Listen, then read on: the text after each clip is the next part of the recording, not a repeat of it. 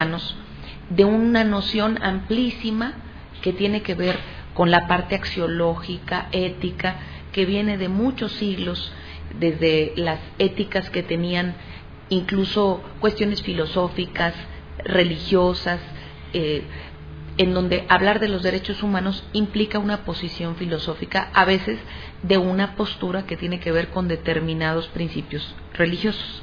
Entonces, ese es como un primer gran paraguas.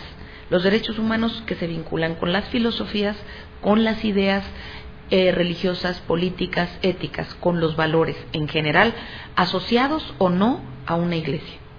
Luego, después ya hablamos realmente, eso le llama a un autor español la prehistoria de los derechos humanos. Luego ya hablaríamos propiamente de la historia, en donde todas estas reflexiones empiezan a pasar a cuerpos jurídicos. Hablamos de la positivación de los derechos humanos, en donde ya empiezan a reflejarse en documentos. Y tenemos dos grandísimos momentos, que es ese cambio de composición social, que en Francia nos dice: no puede gobernar una sola persona autoritariamente por muchos años, no se han convocado las asambleas que hacen leyes, que es ni más ni menos que la Revolución Francesa. La Revolución Francesa nace en contra del absolutismo monárquico, y es ahí donde se emite la primera gran declaración de los derechos del hombre y del ciudadano. Entonces ya tenemos una fecha parteaguas, 1789. Tenemos una primera que le llamamos generación de derechos humanos, que empieza con los derechos civiles y políticos, no exclusivamente, pero son los que están en primer lugar, porque están poniendo a la gente y a las asambleas junto a aquel gran monarca que gobernó mucho tiempo. Entonces ahí tenemos una primera generación. Luego, después de mucho tiempo y muchas experiencias históricas, nos damos cuenta que los derechos civiles y políticos son importantísimos, pero no son los únicos, sino que hay otros. Entonces pasamos a la segunda generación y vienen entonces casi 3 siglos después. Bueno, vamos a tomar como referencia que después de 1789 tenemos un periodo en el siglo XX de 2 guerras que nos muestran todos los horrores de que es posible la humanidad, y entonces viene la creación de la Organización Internacional de Naciones Unidas y viene, ahora sí, la Carta y la Declaración de los Derechos del Hombre, 1948. Ahí cerramos con los civiles y políticos la primera gran generación. Luego venimos a la segunda, en donde nos damos cuenta que no son suficientes, que no son los únicos, y entonces casi 20 años después, de 1948 hasta los 60 y tantos, 66 para ser exacta, vienen una serie de pactos que van a integrar los derechos sociales, económicos y culturales. Y entonces ahí viene el trabajo, viene la educación, y vienen entonces esos derechos de segunda generación que se van a fijar no en los derechos políticos y civiles del individuo, sino en grupos vulnerables, en grupos que tienen ciertas características y en universos más abstractos. Y luego ya tenemos la tercera y la cuarta generaciones que van a cerrar con el siglo XX y que nos hablan de los derechos de la paz, los derechos de la solidaridad, que ya no abarcan grupos vulnerables en particular, sino que ya abarcan muy grandes universos, la paz y la solidaridad del género humano, pues para ver si sobrevive, para ver si logramos también empatarlo, el desarrollo humano propiamente, con el comernos el planeta, y que entonces pues, si no hay planeta no hay vida. Entonces ahí ya tenemos que saber que no nomás hay derechos de las personas, aunque sean muy vulnerables, sino que también hay derechos del planeta. Y entonces ahí vienen los derechos de la solidaridad, tercera generación, y ya saltamos a los cuartos, que son prácticamente los de la era de la información, los derechos de la información que manejamos, cómo manejamos, y pues ahí tenemos el mundo del Internet, tenemos el mundo de la información en segundos, pero sin herramientas para procesarla. Ese es como el gran reto, los nuevos analfabetismos.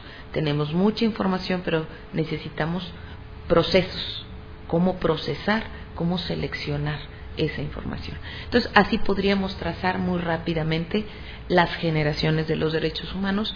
Y para terminar un poquito encuadrando a los jóvenes en esto, dijimos en la sesión anterior que los jóvenes son como cualquier cosa que se piensa, pero hasta que no se dice y se pone en papel y se empiezan a crear acciones, no existen propiamente. Entonces, la juventud es una cosa muy enorme, una maravilla enorme, pero que realmente está descubriéndose hace muy poco.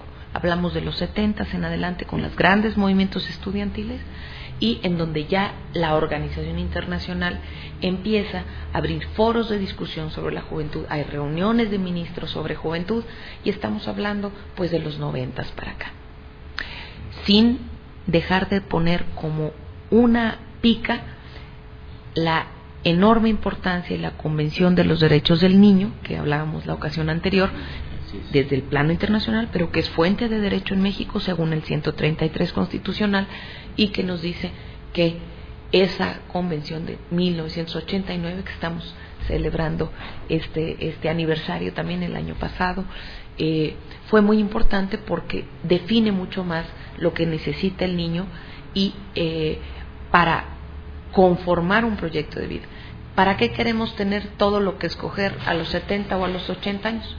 Cuando ya nuestro proyecto de vida es mucho más difícil de modificar. Necesitamos enfocar esas herramientas para formar un proyecto de vida justamente en esta etapa de la adolescencia y la juventud. Es cuando ellos se separan un poco de las condiciones familiares y pueden diseñar su propio proyecto de vida. Pero si no tienen las herramientas, vamos a seguir echando a perder esas posibilidades para la humanidad, para su propia subsistencia.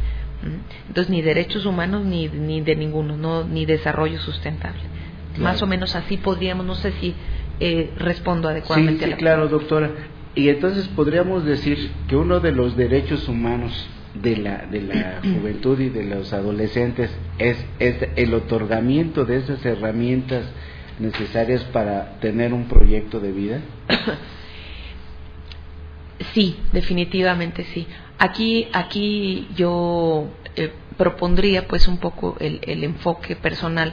Nosotros, digo nosotros porque no soy sola, sino un equipo interdisciplinario muy amplio, en donde hay gente de psicología, hay sociólogos, hay antropólogos.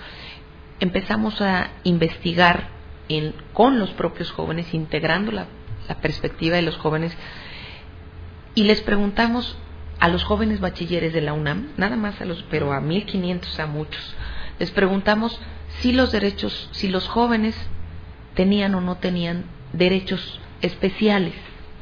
Y el estudio que yo estoy trabajando personalmente es que a partir de la información que ellos nos proporcionaron, nos dicen que no, que no saben si los jóvenes tienen derechos especiales o particulares de la juventud. Dicen, la pregunta 1 era, ¿los jóvenes tienen los mismos derechos que los demás? Y responden que sí. Es decir, que sí tienen los mismos derechos humanos.